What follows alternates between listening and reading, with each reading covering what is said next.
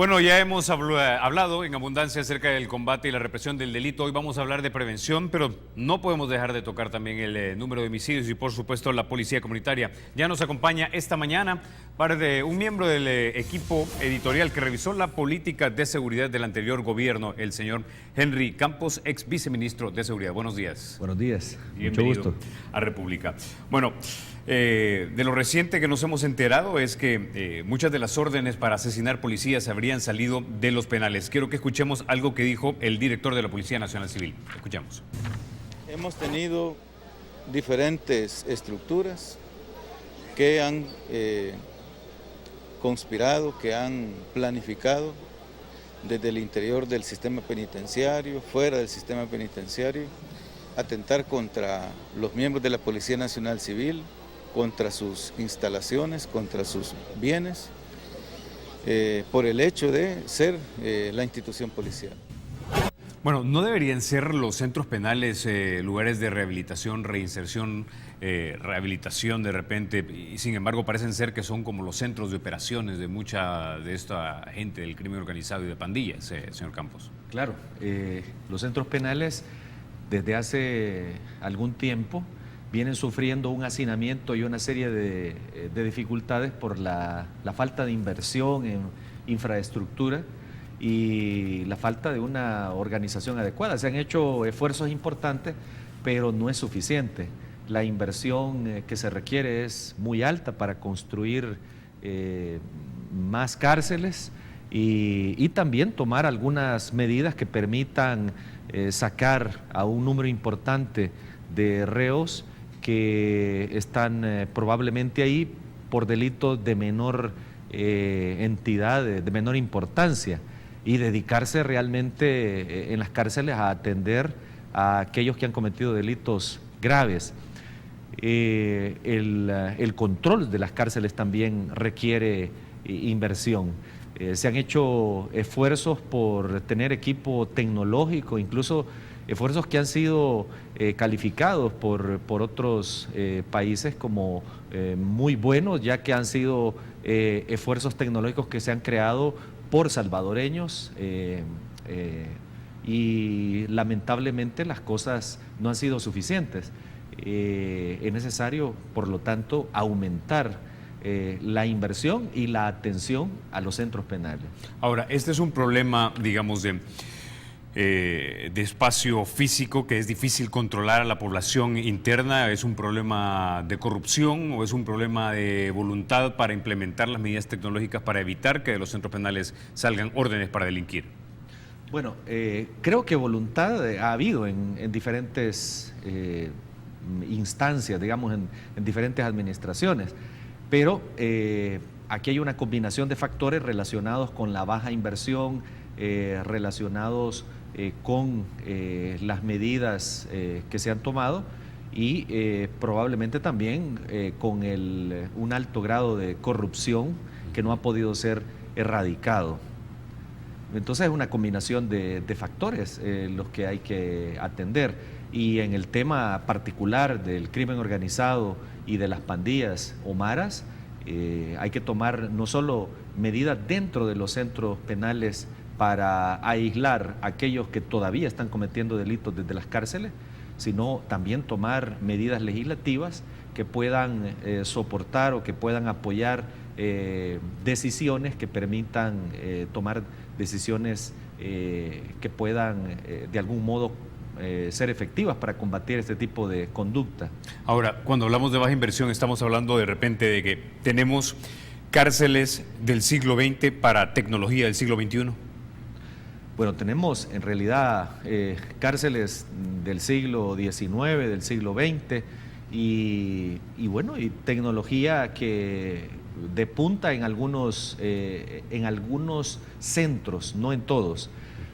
Por el otro, no se está cumpliendo la ley penitenciaria, no hay una separación de diferentes clases de reos, ni tampoco hay diferentes sistemas de tratamiento insertadas en la realidad. Además de eso, tenemos un hacinamiento en las propias Bartolinas de la Policía Nacional Civil. Entonces esto es un problema que se ha venido cargando desde hace muchos años y que no ha logrado ser superado. Entonces hay que tomar decisiones importantes, no solo, como decíamos, para hacer más inversión, construir más cárceles que permita atender las necesidades del sistema, porque si el sistema de justicia penal es más efectivo, hay mayor cantidad de reos en los centros penales. Entonces, los centros penales tienen que atender esa demanda y esa eficacia que puede ir en aumento del sistema de justicia en El Salvador.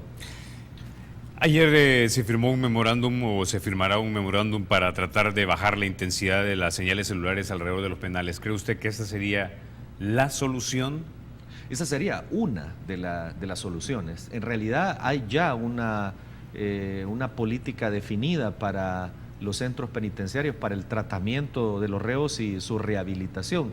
Y hay una serie de medidas que se han comenzado a ejecutar, pero hay otras que no se han hecho por falta de fondos. Una de esas medidas precisamente es buscar el apoyo de las compañías distribuidoras o las compañías operadoras de señales telefónicas, que puede ayudar mucho. Y por el otro lado también es seguir comprando, seguir creando medios tecnológicos, crear fórmulas para que pueda controlarse a muchas personas procesadas vía satelital, a través de GPS, lo cual implica hacer inversión para mantener un centro que pueda atender ese tipo de población. Así que hay muchos desafíos, muchos retos que cumplir. En su experiencia, ¿ha habido voluntad y disponibilidad de parte de las compañías telefónicas para llevar a cabo este tipo de medidas y bajar la intensidad de las señales alrededor de los penales para que no salgan esas órdenes desde estos centros penitenciarios para delinquir afuera? Bueno, formalmente estas compañías han afirmado su disposición a colaborar. Sin embargo, en la práctica lo que ha ocurrido es que se ha encontrado que la señal se dispara, se aumenta la potencia y con ello se anula el dispositivo tecnológico para impedir la llamada, de tal manera que en la práctica no ha sido concretizada esa voluntad.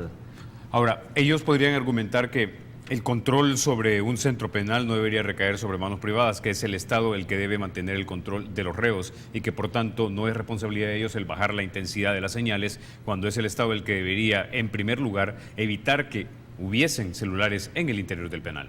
Bueno, obviamente puede sostenerlo. Sin embargo, recordemos que la concesión de los servicios para una empresa privada y la oportunidad del ejercicio de la gestión de una empresa privada está también limitada por el interés público. El interés público prevalece sobre la iniciativa privada. En la medida en que no pueda el Estado de algún modo tener un control absoluto de los centros penales, también las compañías tendrían que poner de su parte para colaborar en esta situación. Ok, con ese ya nos quedamos, señor viceministro. Vamos a regresar en minutos después de la pausa comercial. Antes de continuar con la entrevista, vámonos rápidamente con Armando Urquilla. Él está cubriendo una protesta de comunidades por contaminación. Adelante, Armando, te escuchamos. Muy buenos días, así es, comentarte que estamos frente a la Procuraduría de los Derechos Humanos. Desde las 6 de la mañana se encuentran en este lugar habitantes del cantón Cutumay Camones de Santa Ana. Ellos pues desde hace varios años vienen luchando en contra de un botadero de basura que se abrió en su comunidad y pues desde hace mucho tiempo vienen denunciando que esto les está afectando la salud y también los mantos acuíferos, los nacimientos de agua que tienen en su comunidad y por eso han venido hasta acá a la Procuraduría para pedir la intervención del procurador, que se manifieste y que pues de una vez por todas se le ponga freno a esta situación que está afectando la salud de estas personas. El tráfico frente a la Procuraduría de los Derechos Humanos está, como ustedes pueden ver, totalmente bloqueado por esta comunidad, que permanecerían hasta eso de las 8 de la mañana a la espera de que pues vengan los trabajadores de la Procuraduría y puedan entregar un documento con su petición. Carlos. Bueno, muchísimas gracias, Armando, por este reporte. Vamos a estar pendiente. Entonces, esta es una noticia en desarrollo. Bueno, retomamos la entrevista. El mes de mayo es el que se perfila como uno de los más violentos en lo que va de 2014, 394 asesinatos, junio había registrado 370 y julio 351. Estaba leyendo, el número ideal de policías por cada 100.000 habitantes es aproximadamente 200. Estados Unidos tiene 225 y El Salvador, si mal no recuerdo, tiene 260 policías por cada 100.000 habitantes. Es decir, aparentemente este no es un problema de policías, controlar o no controlar la baja o la subida de homicidios. Por supuesto, en el tema policial creemos que hay un porcentaje importante de policías por habitante. A nivel latinoamericano es uno de los más altos y, como usted bien lo señala, no es estrictamente un problema de policía. Obviamente que se requiere mejorar ciertas cosas de la actividad policial, pero aquí también hay que tomar en cuenta las necesidades de fortalecer temas relacionados con la prueba científica, cuestiones que tienen que ver con la investigación, la mejora de los equipos de investigación, la coordinación entre policía y fiscalía, el fortalecimiento de los tribunales, de los centros penales, y además trabajar en diversos ejes que están relacionados con la prevención del delito, con el fortalecimiento institucional y con aspectos que no necesariamente estarían resueltos con un aumento del número de policías en las calles. Ahora, uno de los países que tiene más alto número de policías por 100.000 habitantes es, si mal no recuerdo, Singapur. Tiene como 760 por cada 100.000 habitantes. Algunas personas dicen, miren, saquen a la Fuerza Armada, acuartelen a los policías y denle ese estilo de régimen militarizado. ¿Sería esta realmente la solución? ¿Siempre será el Estado capaz de reprimir toda clase de delito? Bueno, la Fuerza Armada ya tuvo, digamos, participación o ha tenido participación durante muchísimos años. Ya tiene como 20 años de estar participando en tareas de seguridad que según la Constitución son excepcionales, pero que sin embargo se han mantenido por 20 años y no se ha buscado una alternativa. Sin embargo, además de participar en las tareas de seguridad en las calles durante 20 años, la Fuerza Armada también tuvo control durante un tiempo breve del aparato de seguridad y de los órganos de inteligencia, y sin embargo las cosas no han cambiado nada más. Aparentemente lo único que cambió cuando digamos la Fuerza Armada tomó la seguridad pública en el país, cuando se nombraron a los generales en tareas de seguridad, lo único que trascendió fue el tema de la tregua, pero de ahí no han habido cambios importantes. Yo no creo que la presencia de la Fuerza Armada en las calles vaya a hacer algo diferente.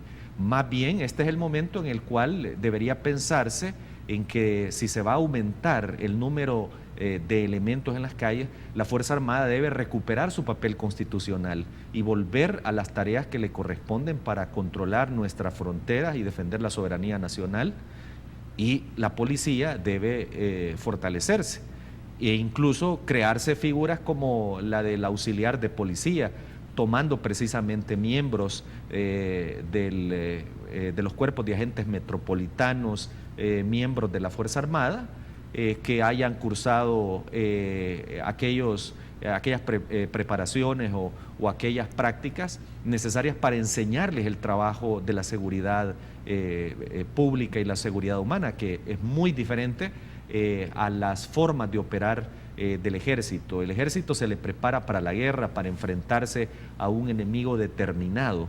En el caso de la seguridad pública, de la seguridad humana, debe prepararse a un agente para enfrentar a veces a enemigos que se entremezclan con la población honrada, y por lo tanto también tiene que tener una preparación diferente y de respeto, digamos, a los derechos fundamentales. Entonces, creo yo que uno de los peores errores es pensar que la Fuerza Armada va a resolver un problema que durante 20 años no ha podido resolver. Es decir, que podríamos tener 1.000 oficiales de policía por cada 100.000 habitantes y convertir a El Salvador en un estado policial, y aún así, si no atacamos las causas de la violencia, no podríamos controlar el nivel delincuencial. Por supuesto, la visión que se ha de tener para resolver el problema es una visión integral. Probablemente hay cosas que ajustar en la policía, en el control territorial. De repente habrá que acomodar los servicios de seguridad pública en muchos lugares donde se necesita hacerlo. Y creo que de eso también ya ha hablado el ministro, el ministro de Justicia y Seguridad, que hay identificados en este momento los lugares donde se están produciendo una gran cantidad de delitos, sobre todo de violencia y extorsión. Y por años esos lugares se han venido identificando, pero hay que ajustar permanentemente los aparatos de seguridad en el terreno. Pero por el otro lado hay que fortalecer los equipos de investigación, mejorar sus condiciones de trabajo, sus salarios, sus ingresos, su preparación, fortalecer el laboratorio de investigación del delito, establecer mejores coordinaciones con las demás instituciones, y también en los centros penales hay que hacer inversión para crear más espacios y también ver las condiciones de aplicación de los regímenes de aislamiento que permite la ley, para que aquellos que todavía forman parte de una estructura delictiva no puedan tener comunicación entre ellos ni hacia el exterior. Entonces eso también requiere establecer esas condiciones para permitir una ejecución exitosa de esas políticas. Y hay que considerar también medidas legislativas. En este momento, por ejemplo, hay una serie de faltas, una serie de delitos de un nivel inferior a los delitos que se pueden considerar graves. Esas faltas y esos delitos menores pueden reconvertirse en infracciones administrativas, de tal manera que sean controladas por las alcaldías. Los cuerpos de agentes metropolitanos hay que fortalecerlos en determinados municipios, porque realmente ya no desarrollan un trabajo efectivo en el despliegue territorial. Y muchos municipios viven sin la ayuda, sin el control de cuerpos de agentes metropolitanos. Y también probablemente la distribución en el terreno de algunas unidades policiales no responde a esas necesidades, así como también se requiere de un despliegue tecnológico, ya que es imposible tener un policía en cada cuadra. Sí se puede tener una cámara en cada cuadra, y esto permitiría también realizar un control tecnológico del territorio, de tal manera que el Estado, el municipio, pueda recuperar esa distribución adecuada y efectiva en el terreno. Señor Campos, usted fue viceministro de Seguridad durante la administración Funes, parte del equipo editorial que revisó la política de seguridad del anterior gobierno, que parece haber retomado este gobierno. Y seguramente conoce del mapeo de la violencia a nivel de municipios y localidades. ¿Son todos los municipios iguales en calidad y en cantidad de delitos aquí en el área metropolitana, que es donde se acaba de lanzar la policía comunitaria? No, desde luego hay diferencias entre muchos municipios, no solo de San Salvador, sino de todo el país. Incluso nosotros tenemos ciudades que tienen un nivel de violencia inferior al de otras ciudades en el mundo. Para mencionarle, por ejemplo, hay algunas ciudades en México, en Honduras, en Estados Unidos, que tienen mayores niveles de criminalidad que algunas ciudades en El Salvador. Ahora, hay que establecer las diferencias también sobre el tamaño geográfico de esas zonas, las respuestas institucionales que se dan a los problemas, los niveles de impunidad que tienen cada una de esas ciudades son diferentes. Por lo tanto, también las soluciones deben ser ajustadas a nivel local. Probablemente por eso se ha pensado en la policía comunitaria, en la fórmula de ser una policía de acercamiento, una policía de proximidad que pueda recoger toda la información a nivel micro, a nivel local, y de acuerdo a esta información poder hacer los análisis y establecer programas o fórmulas operativas para atender a estos sectores, y además evaluar cuál es el comportamiento policial en esas zonas locales, de tal manera que asuman ya una responsabilidad específica a determinados miembros de la policía. En su experiencia, en estas zonas que son, digamos, las más violentas o emblemáticas de la violencia en El Salvador, como algunas áreas del oriente de la capital, como en Soyapango, o de repente donde se lanzó el plan en la colonia de Costa Rica, en el barrio San Jacinto, ¿qué factores a usted se le fueron informados de que contribuían a que estas zonas fuesen más violentas que otras? Bueno, no solamente se trata de una información policial la que describe la situación de nuestras ciudades. Hay una serie de estudios desde hace muchos años que han formulado prácticamente y han descrito las causas y cuáles pueden ser las soluciones que han de implementarse. Dentro de las causas mencionadas de la violencia está, por ejemplo, la poca presencia de las instituciones del Estado y del municipio, y además una limitada actividad de la iniciativa privada.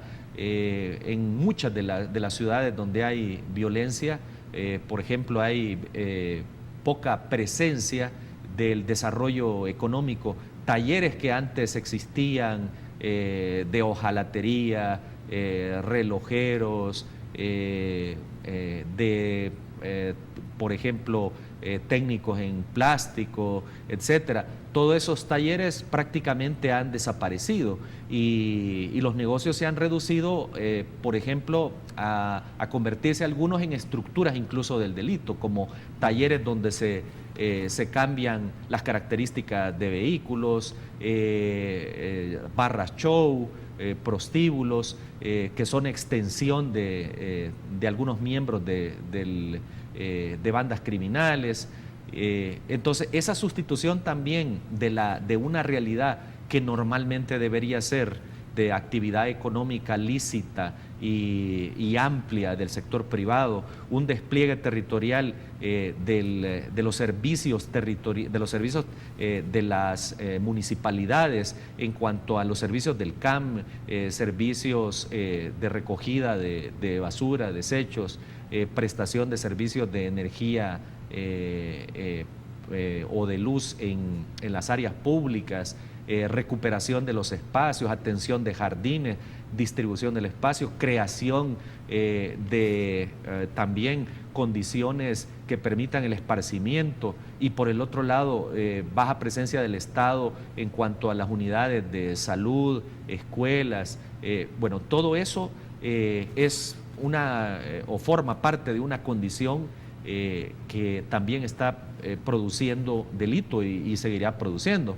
Hay que sumar esto a las deficiencias en la parte de cobertura policial, en algunos casos el tratamiento de investigación que no responde a las exigencias, en fin, el desarrollo de la actividad del sector justicia, que no puede atender los miles de casos que se dan y que llegan a sus instituciones, de tal manera que todo eso contribuye a que el delito se mantenga y aumente. Ok, con esa idea nos quedamos. Vamos a la pausa, hablamos policía comunitaria y, por supuesto, prevención. Bueno, señor Campos, hay algunas localidades en El Salvador, en San Salvador, donde pareciera que el poder institucionalizado no es el Estado, sino las pandillas. ¿Cómo se insertaría en estas localidades una policía comunitaria? Alguien me dijo, en estos lugares, policía comunitario es policía muerto. Bueno, creo que la idea de la policía comunitaria es insertarse en una comunidad para conocerla, para tomar los datos, para analizarla, para crear programas y proyectos y luego entrar a trabajar en las causas. Obviamente que no todos los espacios territoriales permiten hacer ese trabajo y tampoco la comunidad va a querer relacionarse con la policía en un ambiente en el que la pandilla o el crimen organizado puedan tener control.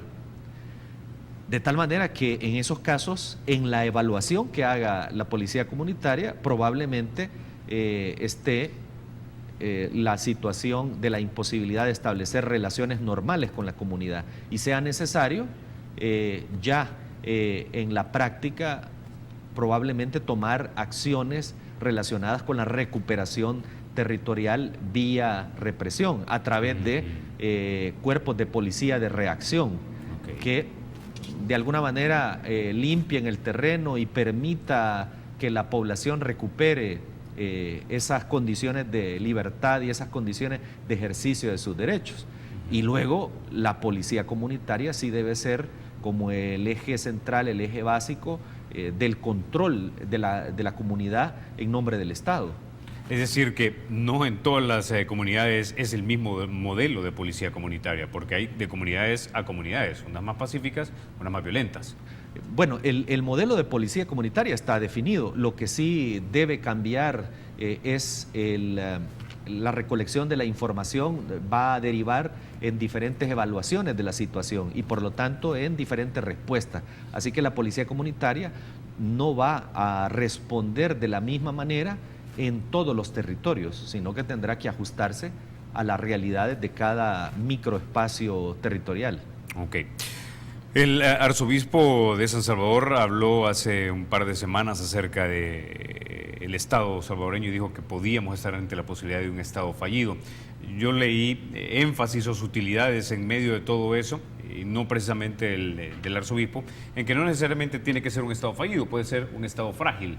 El Salvador de repente es un Estado que a su interior tiene diferentes estados también, pequeños, donde dominan de repente crimen organizado o pandillas, y en ese espacio es frágil el gobierno de El Salvador.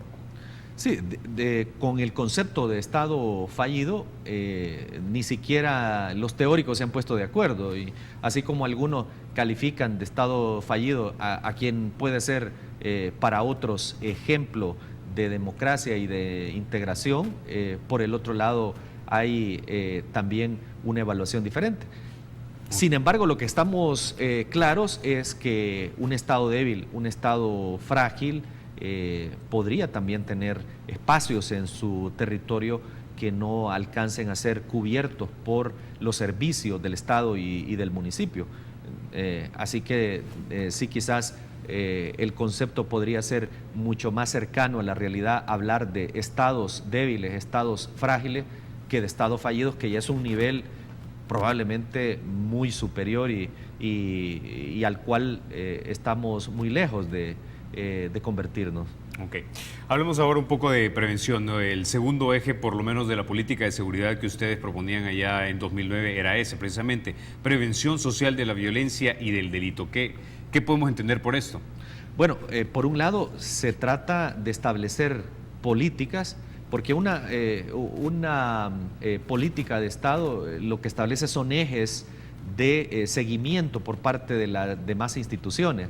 La idea de hacer una política general, y ese es el trabajo, digamos, de un ministerio, de un Estado, establecer las políticas para que luego se desarrollen los planes estratégicos, bajen un poco más a la realidad, a lo operativo y luego a las órdenes que concretamente reciban cada uno de los miembros que están en el terreno. Entonces, la política también responde a un diagnóstico, a una serie de diagnósticos que por años se han hecho en el país. La idea de prevenir no es que solo se va a prevenir y se va a abandonar las capacidades y las habilidades de represión del Estado, no, al contrario. hay que mantener la represión, hay que mantener el fortalecimiento institucional, hay que mantener la atención a las víctimas, la rehabilitación y la reinserción, pero también hay que economizar fuerzas, hay que reducir el gasto del Estado en represión, porque el gasto de represión del Estado es muy alto y el Estado no tiene capacidad para estar solamente trabajando en el ámbito de represión. Es imposible. Ningún Estado en el mundo trabaja solo con represión. La prevención ayuda a reducir el gasto y a atender esos casos que todavía no han pasado a un nivel de violencia o de realidad, para evitar que ese caso se produzca. Pero la prevención requiere inversión.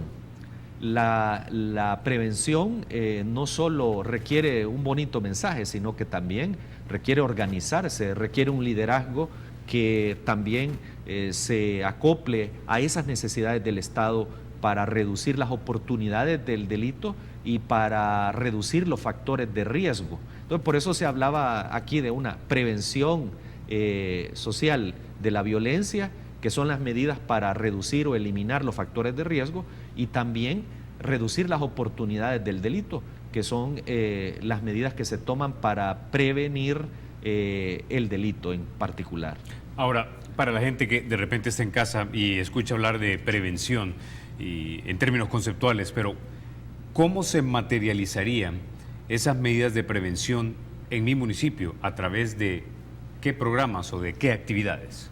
Bueno, por ejemplo, en materia de reducción de los riesgos, la deserción escolar, el uso de drogas como el alcohol, barbitúricos y otros, la presencia de lugares donde se expende licor, la aportación de armas, son factores de riesgo. Y así hay una lista de factores de riesgo. Entonces, al hacer una descripción de la localidad, del terreno, se establece qué fuentes están creando esas condiciones de delito. Por ejemplo, en el mapeo que se hace según la propuesta a través de los municipios, porque esta política lo que propone es que la prevención se haga desde el municipio, a nivel micro, y que sea el municipio y las comunidades las que participen en el diseño y ejercicio de sus planes de prevención con apoyo total del Estado. Entonces, al identificar esa fuente, si por ejemplo hay una venta de drogas, una venta de alcohol alrededor de la cual hay producción de delitos, porque de repente los consumidores necesitan dinero para comprar droga o roban cosas para irlas a vender a lugares donde se comercia con chatarra. Entonces, si se identifica esas fuentes, se atiende el control sobre esas fuentes. De repente una medida que ya en concreta se puede utilizar es, bueno, las cantinas que existen en los municipios, todas tienen que estar cerca, lo más a 25 o 50 metros de las unidades policiales y de los cuerpos de agentes metropolitanos. ¿Para qué? Para que tomen control efectivo de la gente que llega y la gente que consume, de tal manera de no poner en peligro otras áreas del municipio. De repente también se identifica que algunos lugares donde se ejerce la prostitución o son barras show también están produciendo o son fuente de delito. Igual se pueden reubicar, se pueden tomar medidas legales para eliminarlas, etcétera. O por el otro lado también puede haber un problema de falta de atención de los estudios por parte de los menores, deserción, abandono, salida de menores fuera de los horarios adecuados para que estudien, y también puede ser que haya personas que se encuentran en una situación de drogadicción de la que no pueden salir. Entonces el municipio, el Estado deben crear también lugares donde se les pueda atender, de repente crear alguna institución que pueda darle tratamiento a estas personas con apoyo del Ministerio de Salud, Por el otro lado, de repente crear algunas aulas de apoyo a los estudiantes para ayudarles en sus deberes, establecer monitores de aquellos estudiantes que sean más avanzados con respecto a aquellos que tengan un bajo rendimiento, mejorar las condiciones de nutrición de la zona. Esto supone también, por lo tanto, que la inversión debe ser focalizada, porque el Estado debe de emplear todas sus energías, todas sus capacidades y recursos para resolver los problemas más angustiosos de la sociedad. Y no puede ser que una política general vaya a resolver los problemas, sino que debe ser una política específica, focalizada para esa población en riesgo. Y eso supone también hacer sacrificios. De repente hay muchos programas en el país que son necesarios, pero hay que, en este momento probablemente hay que eliminar para que esos fondos sean trasladados al ejercicio de estas acciones de prevención. Ok, con ese nos quedamos, vamos a la pausa y regresamos en minutos. Bueno, señor Campos, estábamos hablando entonces acerca de alguna manera prevenir a aquellos centros o lugares que de repente potencian que las personas delincan, como cantinas o barras show. Ahora, ¿qué se puede hacer por el otro lado para tratar de no solo prevenir, sino que de una manera proactiva fomentar actitudes y prácticas positivas? Menciono esto porque el 34,7% de las familias en El Salvador están presididas solamente por una madre. Y esto ha sido un factor que ha sido vinculado por el Programa de las Naciones Unidas para el Desarrollo como un factor que contribuye a la integración de la pandilla, la desintegración familiar. Entonces, esa es una realidad. No vamos a mandar a traer a todos los padres que están en Estados Unidos para que vengan a reunirse con su familia. Entonces, ¿cómo hacemos? Claro. También eso se ha mencionado en muchos diagnósticos, y en la política se menciona también el abandono familiar y las familias descompuestas. Las propuestas para esto están relacionadas con una integración de los niños en las escuelas, de tal manera que pasen más tiempo en la escuela, dado de que su familia puede ser desintegrada porque su padre fuera del país y su madre trabajando y los niños solos. Entonces estos podrían estar a tiempo integral en la escuela, y además de eso establecer a través de los municipios centros de atención o de esparcimiento para que puedan emplear de manera positiva su tiempo libre. Ok, entonces estamos viendo que de repente horas más largas en la escuela, pero que hay, por ejemplo, de organizaciones no lucrativas ofreciendo programas extracurriculares a los niños y a los jóvenes. Eso es lo que le mencionaba, también de otras instituciones que pueden apoyar en el tiempo libre dando clases de inglés, enseñando música, apoyando en los deberes. Y hay muchos municipios que ya están haciendo esa labor. Lo que pasa es que lo están haciendo a nivel micro. Lo que hay que hacer es aumentar la cobertura, porque las necesidades son muchas y hay que establecer prioridades, sacrificar algunos proyectos, algunos fondos del Estado en algunas áreas que por ahora son probablemente un lujo y que se requieren con urgencia y con mucha emergencia en este momento en el área de prevención y de los demás ejes de la seguridad pública. ¿Usted cree que con ese tipo de programas como los que hablamos le estaríamos quitando las canteras a las pandillas?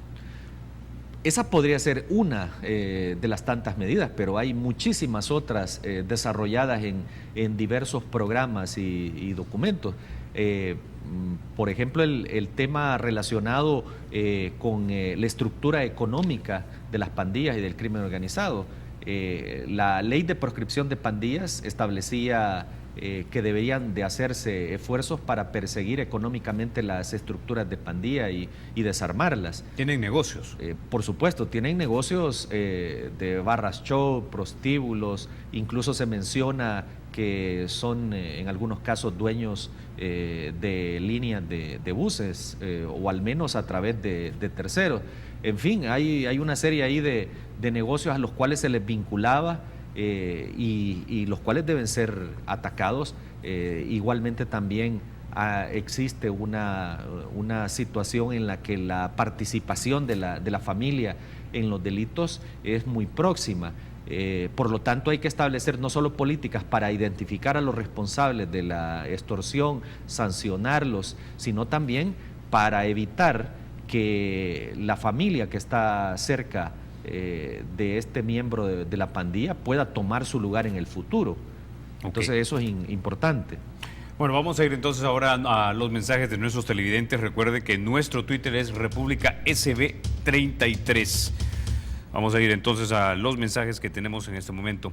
Tenemos a Vane de López, nos dice: el ex viceministro de Justicia debe reconocer que durante su gestión, aún con la tregua, se disminuyeron los homicidios. Líderes Solidarios nos dice: no solo requiere inversión la prevención de la violencia, sino voluntad política para implementar las estrategias viables. Marce de Campos decía: si los militares hubieran continuado en las tareas de seguridad, no tuviéramos tantos homicidios que lamentar. José Villacorta nos dice: la población confía mucho más en los militares que en la PNC. Constitucional o no, necesitamos a la Fuerza Armada en las calles. Bueno, son las evaluaciones de la ciudadanía. Ahora, hay que aclarar, porque alguien dijo ahí que en mi administración funcionó la tregua. Yo no estuve en el momento en el que se ejecutó la tregua.